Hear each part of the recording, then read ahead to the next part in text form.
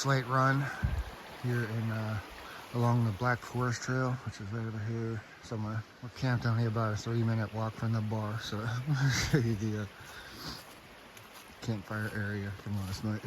Look at that. Well, the fireballs are from other nights. Today's plan, if you haven't been following along, we're doing the PA Wilds Trail, and we're taking some shortcuts, some shortcut paths.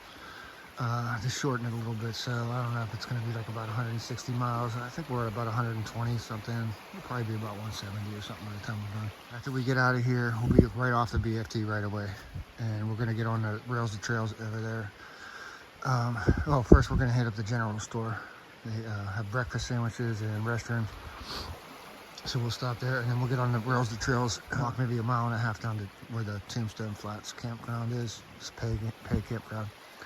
And then we're going to head up. The recommended route was to go up the Golden Eagle Trail. Me and Becky have both been on that trail before. So we're going to take one of the alternate routes. We're going to go up Dragon's Back Trail, which we've never been on. It's like a 1,000-foot climb. And it'll put us up on a ridge. Fortunately, we'll be doing that while it's still a little bit chilly out. It's probably maybe in the 40s right now. We don't know exactly how far we're going. We're shooting for Gillespie Point, which is just outside of Blackwell, but we'll see how that goes. We know we have a long water carry, so we're going to be carrying a lot of water out of here and up Dragon's Back. Becky lost one of her gloves.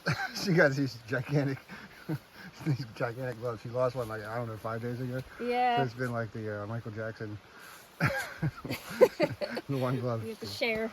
Yeah, besides the one glove, Becky's got a hole in her shoe. She tried some kind of tape that fell off, and then we tried duct tape, and then that came off, and now this is medical tape, so we'll see. That was on last night, so we'll see how long that holds.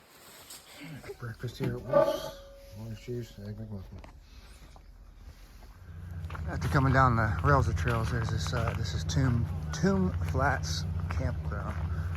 So they got these permit required tent sites, I guess, for people on the rails of trails. And then I'm assuming there's car camping sites over here. Well, here goes nothing. 1,000 feet up. This is Quarry Mountain Trail, actually. Dragon's Back is once you get on top of the ridge. Made it to the top. I guess this is where officially the Dragon's Back Trail begins. We'll be up just following the ridge, I think, for a while.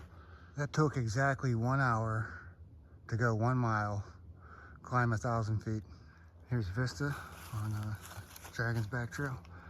And looking over here, we're not going to be able to see, but not that mountain, but the next mountain over was Hemlock Mountain, where we took our lunch break yesterday. But down there in the valley, there's Slate Run. There's the general store right there. Come over here. You can see the bridge crossing, and then Hotel Manor. And we were camped in the woods right behind the hotel. I was about one step away from this bad boy. A little bit of yellow phase that's going on right next to the trail. I mean, the trail's right there. Unfortunately, we got a way around this. Oh, he just started rattling. He's looking at me. Oh, shit. I was close. I was like one step away. Okay,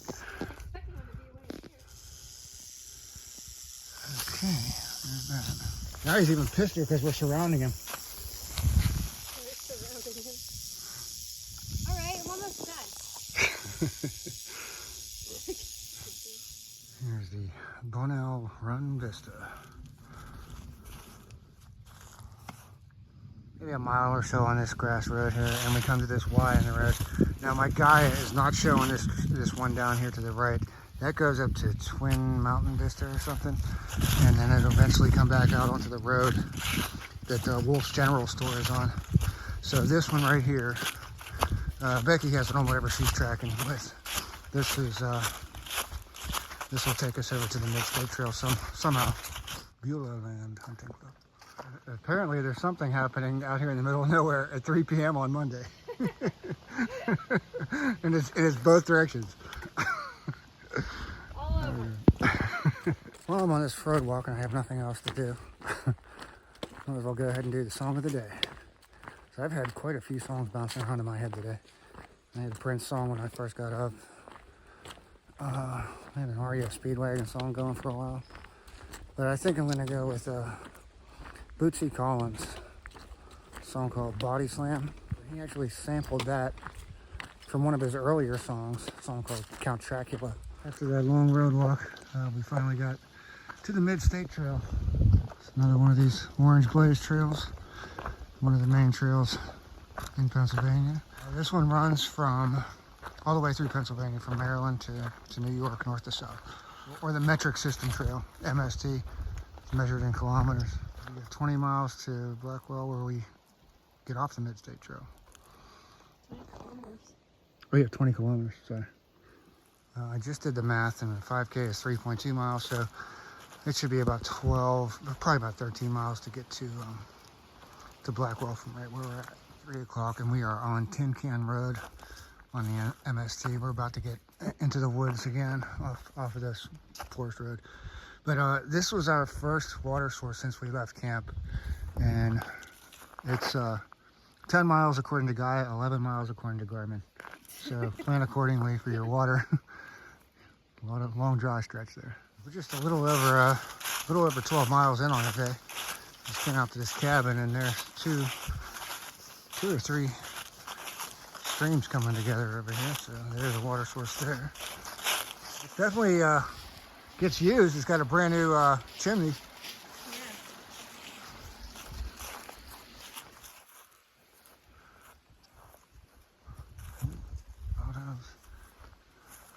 Oh, look, there's a tombstone. We've been on this road, whatever you want to call it, for quite a few miles now. This is state game lands. So, obviously we can't camp around here. The plan is we're gonna camel up on water, the next water source, and then we're gonna head up through a hollow, follow the stream up through the hollow. Then we'll get to the spot where we have state game lands to the left, and then state forest to the right. So we'll look for somewhere on the right up there. It'll be up on a ridge.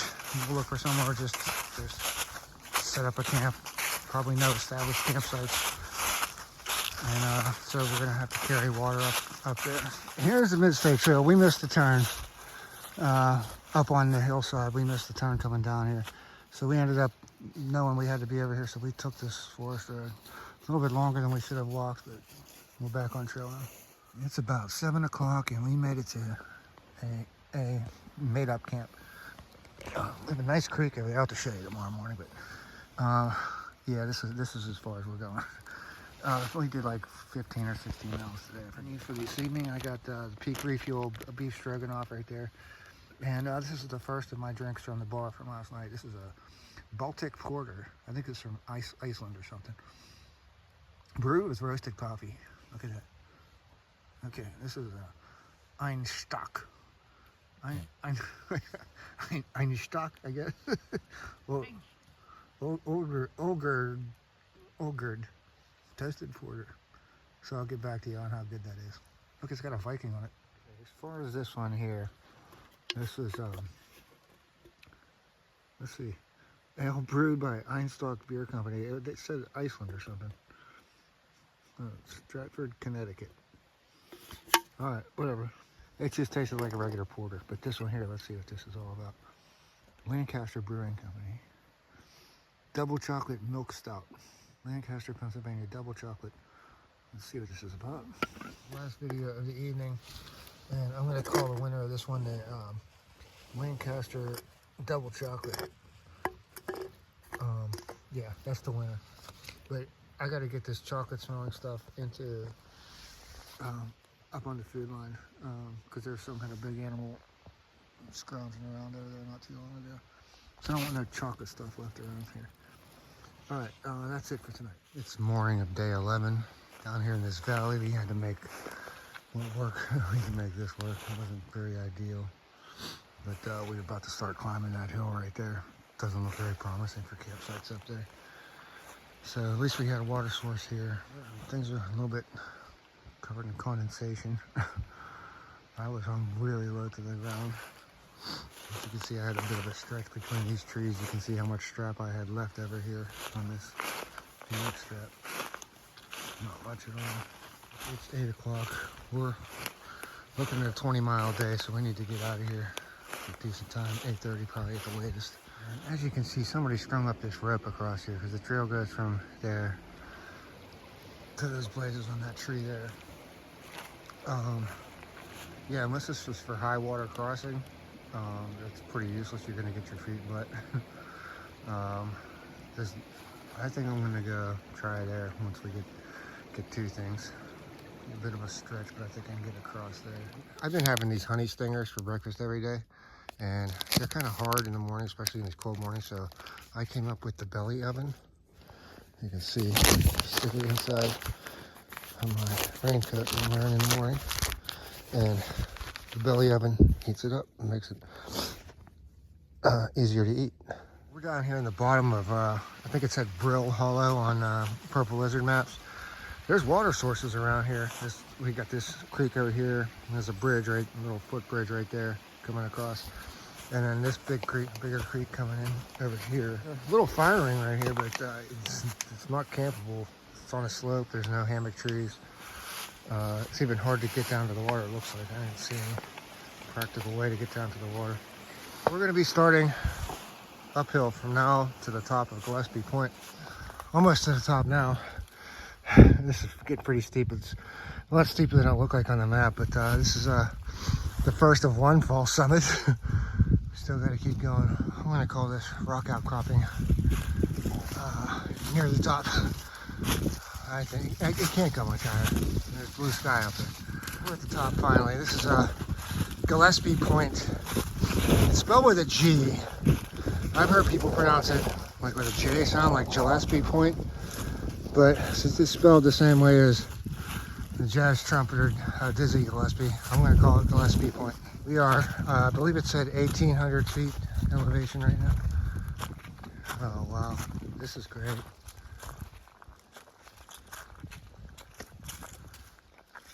Beautiful. It's about 11:15. We're about 4.5 miles into the day. That down there, I believe, is Blackwell. It's down there somewhere. That's going to be our next stop. There's a general store down there. And then we'll be off the Mid-State Trail once we get down there and headed up into the Pennsylvania Grand Canyon. We're coming up to Miller's store. I got the open flag out. I think their hour said 9 to 5 anyway, so we're good. They didn't have a whole lot to choose from on the menu, but we got this 16-inch pizza we've been devouring. Pretty good. Gatorade. Becky's got her orange pop. And this is Pine Creek Trail parking. Here's the rails to trails is right here, just down from the just down from the Miller's General Store. So there's restrooms over here, picnic tables, parking. We're done with the Mid-State Trail for this trip, and next stop is the West Rim Trail. It's our last trail, but we are taking a connector trail. I believe it starts on the other side of this bridge. Yeah, it starts on the other side of this bridge. Pine Creek once again, which we saw at Slate Run. The trail's supposed to be over here somewhere, but looks like just a cliff. Yeah, this is the Bowen Trail. So this is going to save us from having to walk all the way down this road to get on the southern terminus of the West Rim. This is 3 miles shorter. It'll bring us out onto the West Rim further up. Yeah, that's Bowen Falls. The trail's not going to take us down there, so let's try to zoom in here. Side trail you can take. Blue Blaze Side Trail is down there. Not in our plans. All right, that's it for us for the Bowen Trail. I think it continues up the hill.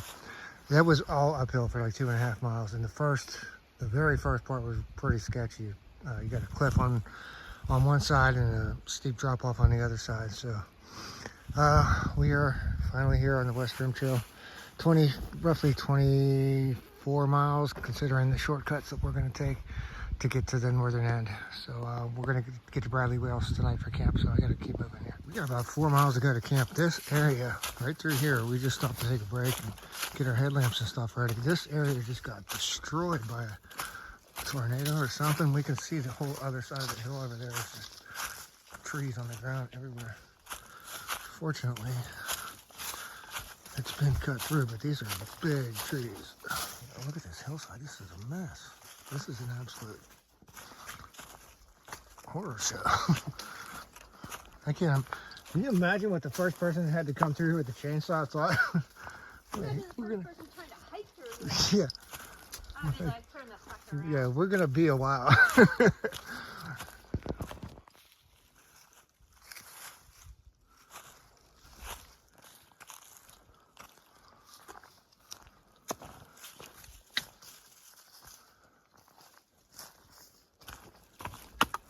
I do have to give a shout out to whoever the workers that came out and chainsawed through all this mess, because there's no way we would have made it through. This is a great campsite we stayed at 2 years ago or whatever. We got this vista over here. That ain't bad. Nice campsite here. We just took this forest road right here. Then we come to an intersection back there. And it said 0.25 miles to the road, which we have to get on the road anyways. So it was much easier walking down that forest road to get to here. Especially since we're night hiking, trying to find blazes and tripping over rocks. Here's where the trail would have come out at if we would have went through the woods through there. This was so much faster. Plus I'm hoping we can beat this rain. Here's our turn back into the woods. Be about 1.5 miles to Bradley Rails from here. I think I forgot to mention, we did make it to camp at Bradley Rails. And it's midnight. You can see the wind whipping around. Unfortunately, I did close the foot end doors. I do have a porch boat up top here. Hopefully it doesn't rain. Because this wind is just and I have my undercoat protector on. And this wind is just coming like, I don't know, it feels like it's coming from all directions. If you know Bradley Rails, we're at the overlook. I'll have to show you more in the morning. But yeah, that's the situation. Here's a campsite in the morning at 7:30. We got here, there's somebody camping in that tent over there. So we camped down here at this end. And then see right there is the overlook. The Bradley Rails picnic area is down there. Bathrooms and a water pump. Let's see if I can get the water pump working. This is the Bradley Rails picnic area you can drive in. I'm pretty sure that overnight camping is not allowed here, but it's only like a 2 or 3 minute walk down the road to where we camped at the overlook. I just thought there was a pump, a water pump over here. Doesn't look like much of a pump. I might have took it out. No water pump. Yeah, we got 8:20 in the morning, and we are about to hit the trail as soon as we check out the overlook here. PA Grand Canyon.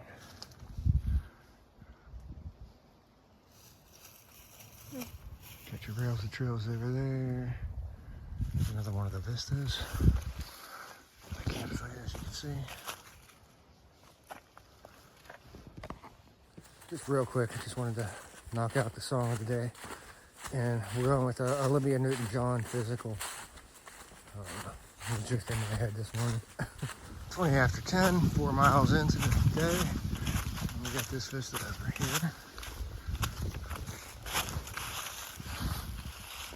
The West Rim continues over there. We're taking yellow blazes. The West Rim's going to do like a horseshoe shape. And it's going to meet back up with this trail. So we're going to save ourselves about 1 mile of hiking by taking this. 2 miles of hiking. Oh, nice. And then since we've already thru-hiked the West Rim Trail, we're not missing anything we haven't seen before. Come out to this parking area. Here's the West Rim Trail right there. So it's the end of the yellow blazed, whatever I said that was, Siemens Trail, I think. It was only about a 10-minute walk. Saved us 2 miles worth of walking. It's gonna be our break spot right next to the waterfall. Right now I'm gonna go ahead and do PA Wilds Trail by the numbers. So basically 4 is the number of toes that I have Luca tape on, and I had the duct tape on my thumb earlier today, but that fell off, and well, the tape fell off, not my thumb. 2 is the number of hidden piles of bear poop that I stepped in. 1 is the number of rattlesnakes. Hopefully it stays that way. 1 for how many holes Becky has in her shoes. One hole in Gingy's socks.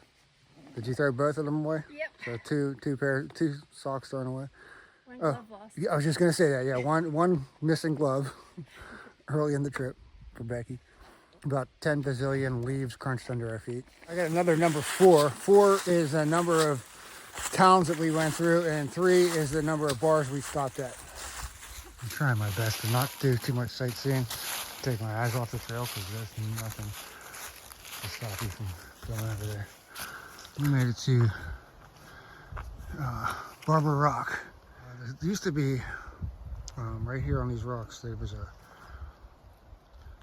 little pine tree. It used to grow, I'm pretty sure it was a pine tree. Somehow managed to grow on that rock. And I don't know if it was here last time we came through, but since then it either fell over or got pushed over. But it was such a cool picture. I used it for the thumbnail for my West Rim Trail video. But yeah, this is a great view up here.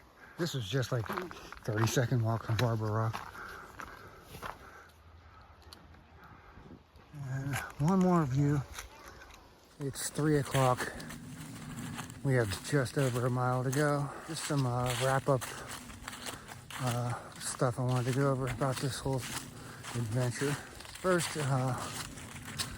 I'm glad we went in the direction that we did, starting off at Parker Dam. Kind of ease into things with the Kohana Trail, which is significantly easier than, once we got to done our whole STS, West Rim, and then that Dragon's Back climb. Also glad that we did this timing of the year, mid-October. Even though the leaf colors would have probably been a little bit better if we started a week earlier. We still had plenty of nice, colorful leaves out here.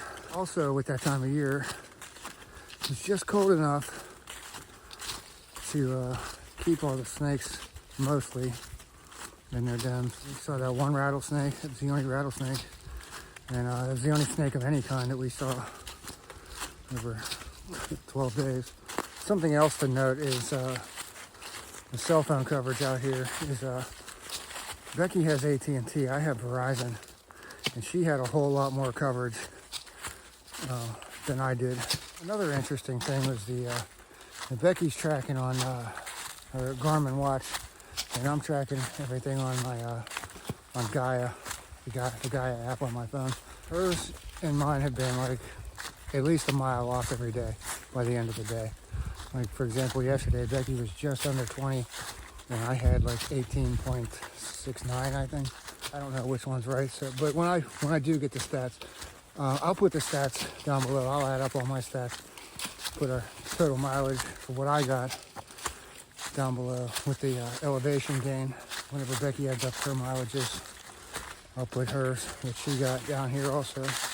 Also, I want to put like the track in here. The route that we took is going to be the black line on there. It's the only color I have not used on my color palette, available colors on my color palette. Another good thing I wanted to mention about, starting over at Parker Dam State Park and ending here in Ansonia, northern terminus of the West Rim Trail, is, you get to save all the best vistas for the last part of the trail, all the way from Gillespie Point to here at Barber Rock. One other nice thing about doing this in mid to late October is the ferns are kind of starting to die off and the stinging nettles are pretty much gone, so that wasn't an issue. Definitely a lot easier to see where you're putting your feet when you're walking through some of that.